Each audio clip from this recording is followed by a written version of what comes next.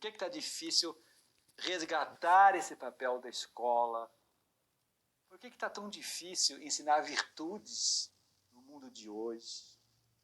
Por que está todo mundo com medo de educar virtudes? Qual é a lógica disso? Tem alguma lógica? Alguma lógica filosófica, psicológica? Tem, e a gente vai provar nesta aula de hoje. Por que os nossos professores estão com tanto medo de serem professores formadores? Por que os nossos pais estão com medo de serem etiquetados fundamentalistas e retrógradas quando exigem limites nas suas crianças? Isso tudo tem uma lógica. E quando nós desmascaramos esta mentira, obviamente os pais vão respirar mais aliviados, os professores vão ficar mais motivados a arregaçar as mangas e a partir para uns novos tempos. Esse curso, qual é o meu objetivo e a última aula veio trazer isso? É tentar vislumbrar novos tempos educacionais. Está na hora de entrar num caminho novo, um caminho mais esperançoso, porque ninguém aguenta mais essa crise educacional. E nós já fomos mostrando, em parte, quais são os motivos desse fracasso educacional.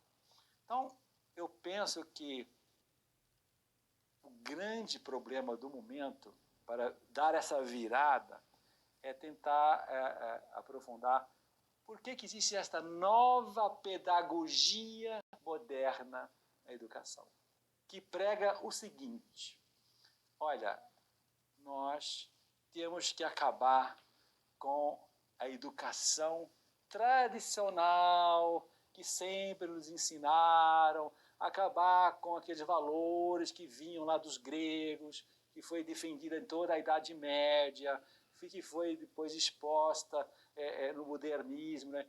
Século XXI, nova era. É o que está se pregando por aí nas universidades, nas escolas. É como se houvesse uma ilusão de que esse novo homem que está sendo formado pelo pós-modernismo fosse o caminho da salvação da humanidade. Sinceramente, a pessoa que acredita nisso deve viver num outro mundo, né? Porque só olhar a realidade de cada dia e ver famílias separadas, 60% da classe média do Rio de Janeiro está separada, só esse dado é muito significativo, que as pessoas não estão felizes no casamento, né? Porque, será que tem alguma lógica nisso? 70% das mães da Europa, do norte da Europa, dos países nórdicos, estão sendo mãe sem pai. Tem filhos de laboratório.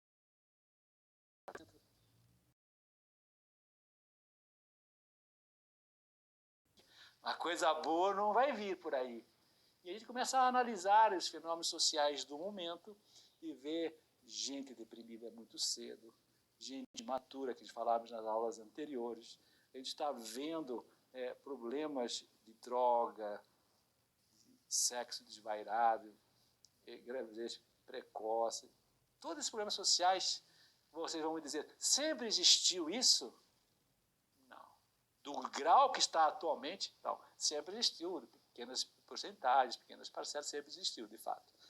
A natureza humana sempre foi corrompida desde que o homem é homem, desde que Adão e Eva caíram nos nossos primeiros pais. Mas do jeito que está hoje, a coisa está muito triste.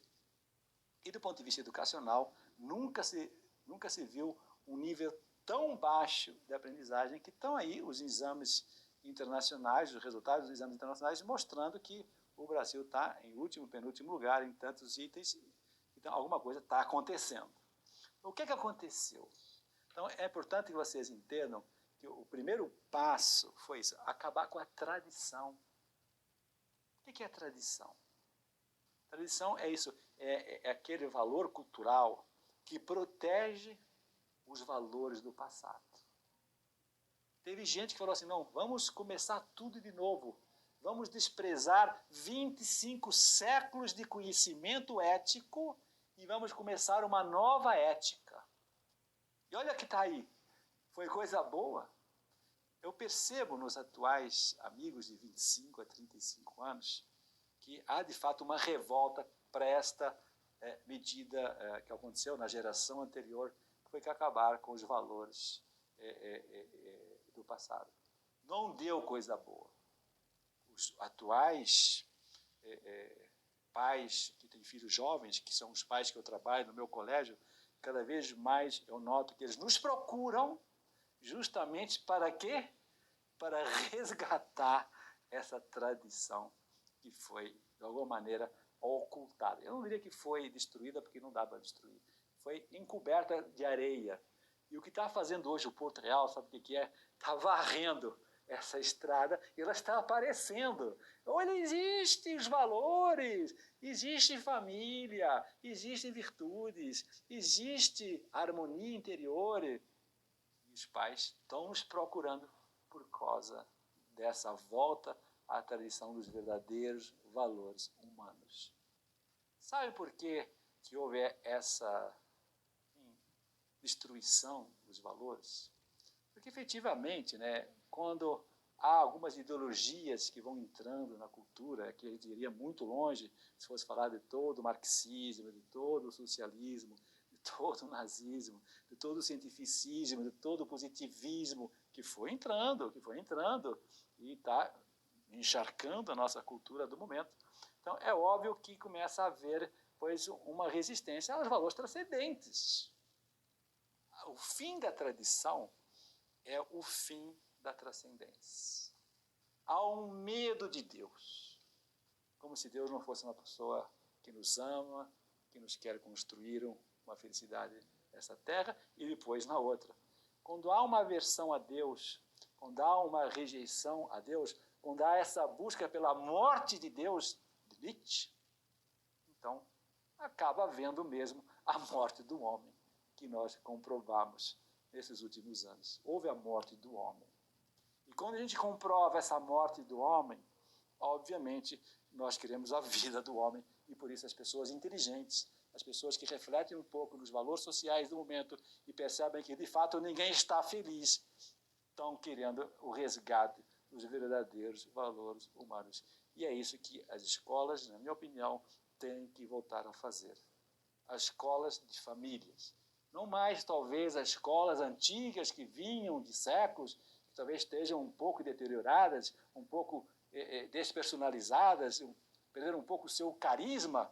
Aqui não vou entrar também o motivo que nos levaria longe, mas eu estou muito esperançoso nessas novas escolas que estão abrindo no Brasil no momento, escolas de famílias, famílias que se juntam e que buscam, de novo, aquela tradição de valores, aquela tradição de virtudes e, de alguma maneira, ali, em cima dessa base, recuperam o que, depois que se recupera a autoridade, a tradição, se recupera a autoridade. Enquanto não houver tradição, não há autoridade.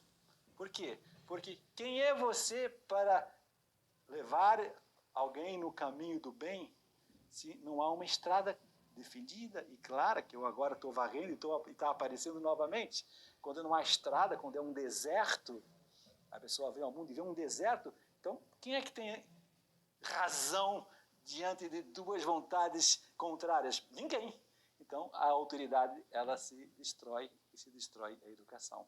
Agora, quando você, ser humano, resgata, pois, a natureza humana, resgata as leis naturais, que é o manual de instrução do ser humano para ser feliz, quando ele percebe que existe, assim como há regras para os astros, regras para os animais, há regras para o ser humano.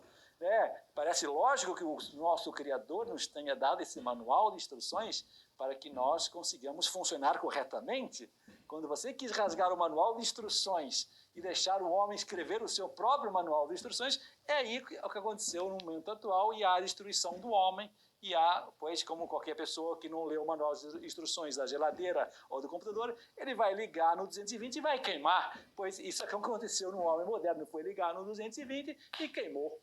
Então, eu acho que tem que ser inteligente, né? Gente, vamos resgatar essa tradição que tem 25 séculos de descobertas, que não nos pertence esses valores, não nos pertence essas virtudes, isso pertence à natureza humana que vem no reconhecimento que há um Criador que quer nos tornar felizes, que quer nos tornar unidos, quer que aprendamos a amar. Se Deus nos deu liberdade, a gente percebe essa liberdade, eu consigo adiar o que eu gosto, consigo escolher o que eu não gosto, isso é um poder que nenhum animal tem. Quando eu reconheço em mim uma liberdade, eu consigo perceber que foi feito para alguma coisa. Para que eu sou livre? Eu sou livre para poder amar. Só quem é livre pode escolher. E só quem escolhe pode escolher um outro e não a si mesmo. E essa escolha pelo outro é a definição de amor. Olha que bonito. Eu recebi uma liberdade para amar. E as pessoas modernas hoje estão usando mal dessa liberdade. Pensam que ser livres é fazer o que gostam. Ser livre é ser independente, não ter amarra, não ter compromissos, poder fazer o que quiser, morar sozinho. Acham que ser livre é poder consumir o que quiser, gastar o que quiser, é ter poder com o cartão de crédito e com a conta bancária. Repare, esse é o conceito atual de liberdade, próprio de um deserto sem estrada para lugar nenhum. O que acontece? A pessoa afunda na areia movediça. Acho muito mais inteligente que você varra a areia que entrou em cima dessa estrada, descubra essa estrada asfaltada, segura, do bem, da verdade, da felicidade, e a minha liberdade, a minha racionalidade, queira andar nessa estrada em direção à felicidade e ao bem. Que no final encontro o Criador. Foi Ele que me criou com esse coração puro, com esse coração que tem essa manual de instruções aqui dentro, para que eu, com a minha liberdade, queira escolher andar nessa estrada que é realmente a forma de amar a Ele e aos demais. O amor só existe dentro desta estrada. Fora dela só existe a liberdade do egoísmo, que é querer o bem para si, e muito mais do que precisa, é querer a independência, que é viver uma eterna solidão triste e depressiva, e é querer ficar gastando dinheiro em consumos e prazeres imbecis, que de alguma maneira só escravizam mais ainda o ser humano. Então, é óbvio então, que se nós queremos resgatar o papel da escola, se queremos resgatar a autoridade do pai, a autoridade do professor, nós temos que resgatar o conceito de tradição e o conceito de liberdade. Da santa liberdade que leva a amar. E quando isso nasce na educação, tudo muda. Tudo fica, vamos dizer assim, fortalecido. Então, o pai se sente com autoridade, porque ele está, no fundo, conduzindo o seu filho a andar na estrada. Isso é autoridade. É o pai que conhece o bem, conhece a verdade e traz os seus filhos, sua esposa e todos os seus familiares e todos os seus colegas para que andem comigo nessa verdade que eu conheci e vivencio. Agora, quando não há essa estrada, que autoridade é essa? Não existe, de fato, autoridade. Então, é muito interessante fazer essas reflexões para que nós percebamos que somente quando resgatarmos a autoridade que veio dessa tradição, que é, no fundo, a autoridade assim, o exercício da tradição. Quando eu vivo essa tradição e essa autoridade, então tudo volta ao normal. A escola tem sentido novamente. Os professores se sentem orgulhosos de também ser essa autoridade. Os pais se sentem com força para mandar, porque, na verdade, o que eles estão mandando não lhes pertence. Os valores que eles estão defendendo não pertencem à natureza humana, pertencem à estrada que, quando eles vieram ao mundo, já existia. Não foram eles que criaram a estrada. Agora, uns poucos senhores chegam nesse mundo e falam: não, nós vamos criar uma nova estrada para a natureza. Que natureza? Eu não chamo mais de natureza humana, porque eles não são Deus. Eles criam uma nova natureza. E quando o homem tem essa tentação de criar a nova natureza não humana, é aí que vem a destruição do homem. Então, só é possível resgatar o papel da escola, resgatar toda essa doutrina da virtude que eu trouxe nesse curso, quando nós terminamos esse curso, lembrando que precisamos resgatar, né, a boa autoridade educacional. Sem autoridade, não há educação. O que acontece hoje? Por causa disso, vejamos algumas consequências atuais dessa falta de autoridade. Em primeiríssimo lugar, qual é a primeira consequência? Crise ética, crise religiosa. As pessoas educam na base da emoção. McIntyre, no livro After Virtues, que eu já citei na aula anterior, ele levanta essa questão. No momento em que o homem não acredita mais nessa objetividade da verdade, ele educa na base da emoção. O animal transforma-se, em vez de um animal racional e relacional, transforma-se num animal puramente emocional e cai-se na pior doença do momento, que ele chama emotivismo, que é usar do sentimento como critério do certo e errado. Se eu sinto que isso é bom, então é bom. Se eu sinto que eu não estou muito afim, então isso é mal e eu não quero para o meu filho. A pessoa que educa assim está se despersonalizando, está se empobrecendo, está se transformando num mero animalzinho, pior que o animal, porque o animal tem instinto que o protege, né? Tem leis que o obrigam a ser daquele modo. O homem, quando ele despreza a própria racionalidade e não tem o instinto que o animal tem, ele se torna infra-animal. E a gente vê, de fato, hoje, muito adulto aí na rua,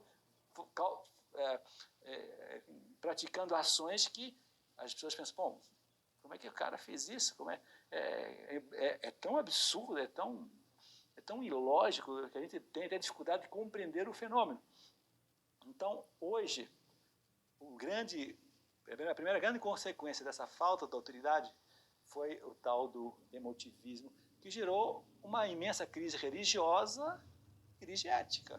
De fato, essa confusão de muitas religiões, as pessoas não têm mais certeza de nada, não acreditam nem mais na revelação, que, enfim, é algo histórico.